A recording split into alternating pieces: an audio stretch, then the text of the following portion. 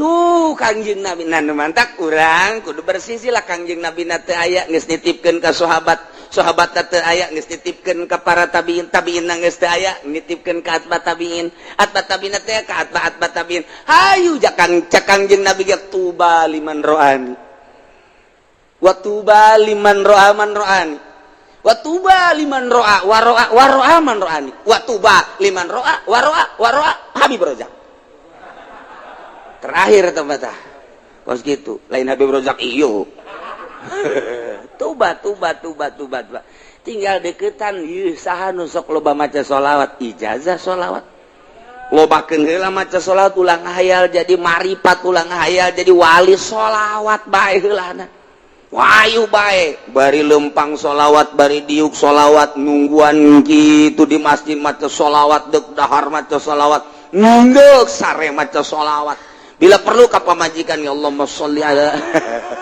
cak pamajikan kieu abad teh cenah cak sholawat beneng ngelanan le pas menjeuna nganggeus Allahumma sholli cak pamajikan Habib kok napa ngededet sholawat nih nah nu batok sholawat ka Kangjeng Nabi ai sholawatna nu mana ke ngajurus lamun sholawat munjiat qadiriyah hendak sabandiyah ka dituna sholawat nariyah syadziliyah sholawat fatihah ieu ka dituna adalah tijaniyah sholawat atuh ka ditu aya jurusan-jurusan sholawat teh deka mana ieu urang aya ngajurus jumlah sabaraha sih kieu sholawat saeutik 4444 sholawat saeutik ngitungan mah bisa aya ente nu talar mana hiji naon Allahumma sholli ala Muhammad eta doang hiji jeung Ibrahimiyah paling ge eta bae geus tahan madak eta baca berzanji teh sholawat Assalamu alayka zainal anbiya ya assalamu alayka Assalamu alayka atqal azkiya ya assalamu alayka eta teh urang lamun nyaho ka hartina indah jasa alfal asfiya ngeunaheun azkal azkiya min rabbis samai terus nu mantak ngarenung bae urang peureum bentak jeruk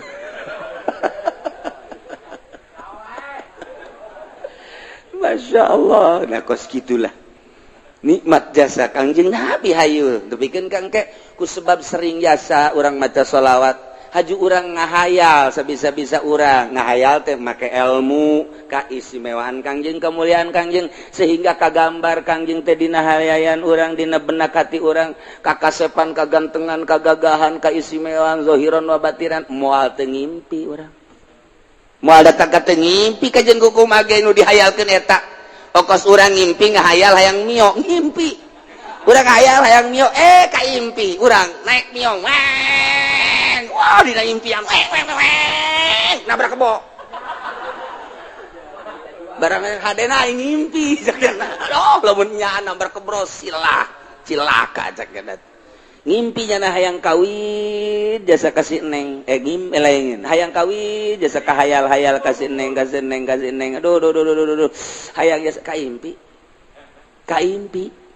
kapanggih dina impian oh neng Masya Allah padahal mah dina asli nama teu bogoh dina ngimpi mah bogoh asli mah henteu geus ditolak sama barakali geus ditolak sama barakali teu seueuh dina surat lagi geus aya kos gituan tah nonsen macem-macem lah dina impian mah nyada daekeun nyada kurang dibawa waduh kos film India Romi Yuli kapanggihnya na wah hanya gugulingan kos dina film India ngobrus aya kali gejemur ka kali sial hadena ngimpi doang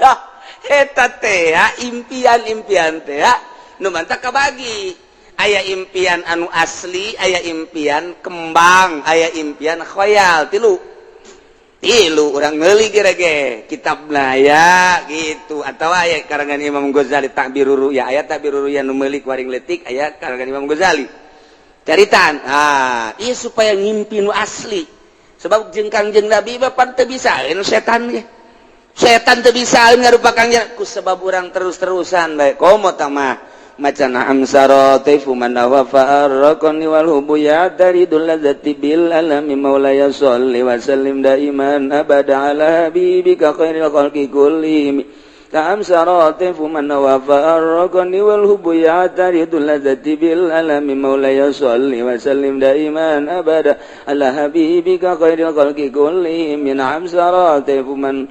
Nah dibaca kurang meme sare wudu heula tas ngala wudu mandi nu bagus mandi heula tas mandi ngala wudu make pakaian serba putih make sesengitan sila urang hadiah heula ka guru urang anu ngaijazahan haju ka sahibul mualika ta'libna yani Imam Busiri kemudian langsung dikhususkeun ka Kangjeng Nabi macana dinazomkeun barengan ku Maulaya Sholli bari jeung nyaho kahartina dibaca datang kareup sare sok kira eta syarat teh kos kitu doang teh syaratna kurang sare teh mendek telentang ti mimiti dieu heula maulaya sholli wa sallim daiman abada ala habibika khairil khalqi kullihim na'am sarata fuman wa farqani wal hubuyat daridul ladzati bil alami maulaya sholli wa sallim terus datang ka urang rada geus rada non karang-karana engket-engket rek sare ngedeng langsung tam sarate fuman wa farqani wal hubuyat daridul ladzati bil alami maulaya sholli wa sallim daiman PS sakali ente dua kali kaditu da mangin pasti jasa kula caritana bulan puasa tah terus bulan puasa tuh lempang ka Imah Ki Soleh kadinya di Imah Ki Soleh lewat jembatan ayo jalan kakak tuh kukula nanya ayo si jalan ke mana ieu nanya wi jalan ke Madinah padi Imah Ki Soleh sebelah teh belah diri Imah Ki Soleh ieu Madinah sudah jalan anyar cak nu ditanya teh nu bener ieu jalan anyar bagus teh guguran we kula lompat bener teu kebal aya Masjid Madinah ya Allah jah ieu Masjid Madinah ieu aya orang Arab kan anu unggal lawang aya orang Arab boleh dikasep tidak boleh ini khusus orang Arab cek yang juh neangan deui lah aing nyaho lah loba lawangna cek urang teh pulau itu aya deui orang Arab udah kasep tidak boleh khusus orang Arab cek cenah orang ajam tidak boleh lupa kade-kade itu unggal lawang aya orang Araban cak pemikiran teh jak Kangjeng Nabi malai nabi orang Arab jan nabi kabehan naik aing ka jeung kumaha ge naik kula ka luhur begitu naik ka luhur urang cek cenah nggak boleh naik kadulu dihandap wah kerumunan aya Kangjeng Nabi tuh ngancan katingali Kangjeng Nabi na ngan dina impian bingung ieu aing ngaragageun mana ringsek asana ringsek aing ka mana ieu haju di tukang penjagana turun teu meunang dihandap geus katingali kerumunan Kangjeng Nabi belah ditu ngancan katingali Kangjeng Nabi na jauh jadi kula ditungtung gitu tah ngan aya di luhur akhirnya kula turun ke handap alhamdulillah begitu nanya itu Kangjeng Nabi cenah buru-buru macet jelema teu bisa ka ditu hudang can kapanggih jeung Kangjeng Nabi geus hudang waduh cek kula teh masyaallah tapi pan lumayan datang ke Masjid Madinah na yeay eta ngimpi teh kos kitu teh nah eta bacaan eta kula ngabejaan we naam sarate pun mandi heula mandi ngala wudu nol-nolkeun pikiran beres make sesengitan make baju nupis maksudnya karesep Kangjeng Nabi baju putih teh karesep Kangjeng jubah terus make sesengitan beres eta teh tadi ngarep kiblat hadiah ka Kangjeng Nabi ka sahabat ka wali kemudian ka guru urang anu ngaijazahan eta bus imam naon karang-karana Burdah ka Imam Busiri nazomkeun kemudian tambahan maulaya syarat eta kemudian ngerti kana maknana diwiridna sameunangna ulah maka dihitung-hitung datang kareup sare cara tadi we miti dieu heula maulaya sholli wa sallim daiman abada ala habibika khairil khalqi kullihim min amsarati fuman wa farqani wal hubuya dari dulazati bil alami terus aya tah nu pernah ka kula bebeja ku da di datanya heuh geus barang diwirid ku nya aduh kiai cenah kunaon teu daek atuh mah ngimpi-ngimpi sia teu daek mah ya awak cenah kula teu daek jadi puyeng mah tungtungna mah eureun atuh sia eureun bahaya ke geus teu katekan berarti mah kos kitu mah. Teu katekan geus memehna meureun urang amun hayang cepet-cepet ngadahar jengkol nu loba meureunnya. Abeh teh hees, tungtungna mah teu kabaca bae. Eta sering kukula meuli caritakeun nu sajan-sajanna mah ieu mah ala kadar takdir bulan puasa teh ngimpi kos kitu. Pernah teu nu sajan-sajan atuh meuli bejakeun we pokona mah geus. Deuk kapangideung teh kumaha we tah mah. Ngan ieu mah keur carita model tah ngimpi teh kos kitu tah ya jalan anyar ka ditu Madinah cenah. Waduh. Bener masjidna aya teu kebal teh. Kan eta dijagaan gitu. Tapi eta dina ngimpi mah urang Arab ge bisa ngomong Sunda deui.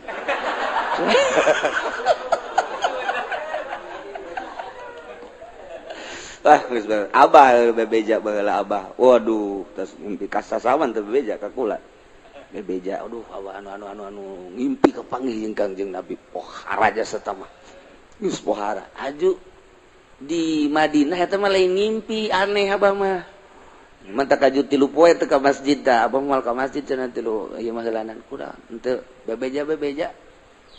Asa sare asa henteu aya Kangjeng Nabi. Nu mantak atuh teu ka masjid abah mah asal eta kitu asa 3 poe. Masya Allah. Geus saya caritakeun tah Pak. Eta wiridanna eta ngan aya Bapak terus. Munjiata nu paling dia tah munjiat tunjina mah kudu diijazahkeun heula. Ta eta Kangjeng Nabi asal geus urang kapanggih pernah kapanggih jeung Kangjeng Nabi bae lain. Neuleunan naon ihina. Neuleunan naon teh hina eueuh deui pangindah-indahna ngimpi kapanggih jeung Kangjeng Nabi mah geus indah jasa, nikmat jasa. Kababayang bae deui. Moal poho-poho. Indah kapanggih jeung Kangjeng Nabi moal poho-poho jeung diresep keneh maca sholawat teh diberesep. Aya nu kabari bebeja maca sholawat mujiat cenah Kiai haju ngimpi kunaon kapanggih jeung maung. Wah. Saya ijazahna di mana? Di Habib Rozak. Pantes atuh.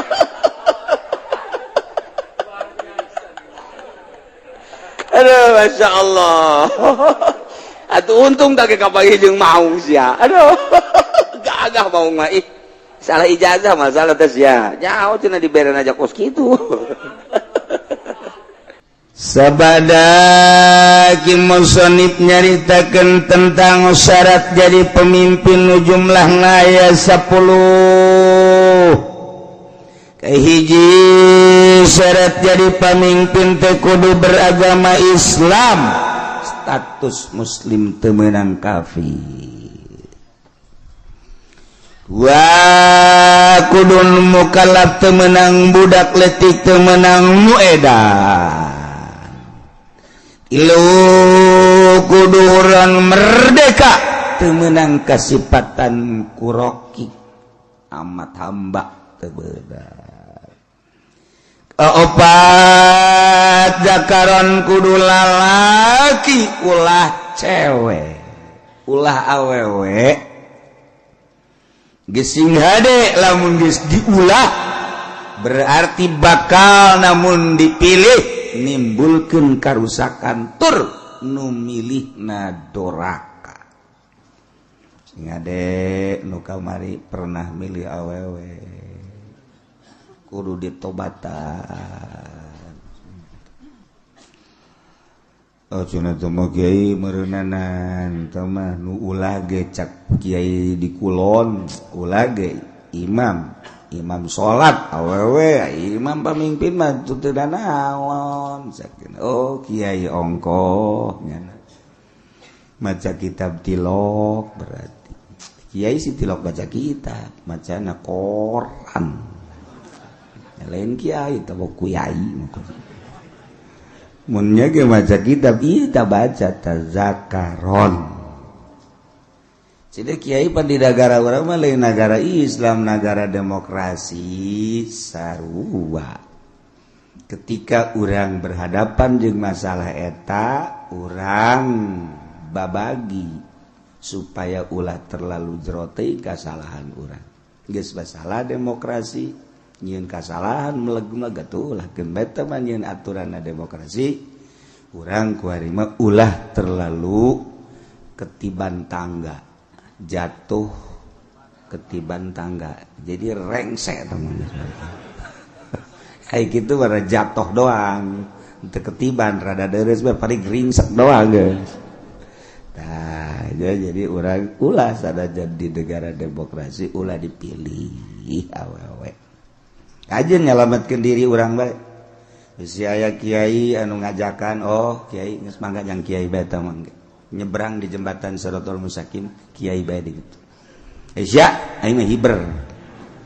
Geus beres. Ulah sok sia. Mejeuna ulah sok ka kiai badal kos kitu mah. Kiai kudu disoan badal kos itu. Sia goblok, kiai lebih goblok. Tolol tungtuna turut begeun kiai. Aduh, ampun.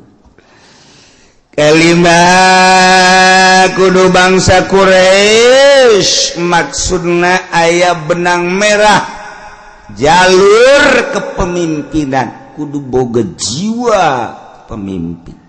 Mun teu boga jiwa pemimpin rusak negara, acak-acakan. Kagenep adlan kudu nu adil, benar-benar teu mementingkeun diri sendiri, nyana siap untuk membangun bangsa jeung negara. Aya tanda-tanda keadilanana. Sebab kadele kurang hiji mun naik mobil kacana tilok ditutupan. Mana coba teangan pemimpin anu teu nutupan kaca malah. Dua, mun boga rokok nyana teh kadele masyarakat nah aya ngarokok kajen teuing nyana teu ngarokok rokona dibikeun ka masyarakat. Tah eta kan ngeunaheun kana hatena. Menang we satahun pajakna dicokot, rokok dibikeun pajak dicokot. Bloon. Nu jelas kudu adil. Urang neangan adil hese. Ketujuh mujtahidan. Pinter berarti. Sebab itu negara lain desa-desa acat. Berarti loba konflik anu kudu dipecahkeun permasalahan anak. Nyana teu kudu tuh nyatanya deui, andai kata nanya hanya sekedar perbandingan jeung ilmu nu aya di otak nyana. Supaya lancar ieu negara kudu mujtahidan. 8 sujaan, kudu gede wawanen gagah. Ulah nu peleuya-peleye gagah, ngindaheun urang boga pamimpin nu gagah. Kumis gede mantap. Hehehe, janggotan, wah cambangan. Jadi urang neuleuh tanjak ge asana betah urang. Barang neuleuh presiden atau raja urang, ya ini mah beti kali. Eueuh kumisan, eueuh janggotan nu jamaah ulah datang ka kos kitu. Teu bagus. Mun kunjungan ka Arab bisa didungling eta. Sujaan kudu nu gagah. 9 zaroin yang kaharep sing ade yang kaharep si ayang ke kaharep jang diri urang bae salametkeun tanggung jawabna ke di akhirat orang bakal ditanya engke ieu mah nu geus mah geus bae geus tanggung ka neraka geus nu geus mah geus ieu nu endek bae nu endek. Nah deuleu ku urang mana nu gagah lalaki geus mun aya we ulah lalakina nu gagah pinter eta nu dipilih ku urang. Kajen geus nyalametkeun diri urang bae eleh menang sabodok aing mah geus sakitu ta pemikiran aing teh ya lantaran engke ditanya di akhirat. Jehe kumaha gitu. 9 zaraib ngabogaan pemikiran nu luas, wawasan anu jero nu luas sebab negara. 10 boga dedengan sempurna dedeluan sempurna ucapanana sampurna hartina teu balelo ulah ro jeung al sarua cadel ngaranna mal beres atuh ro jeung lam kudu beda ro lam lamun akur engke teu bisa. Sifat anu wajib di Allah kesifatan ku sifat basol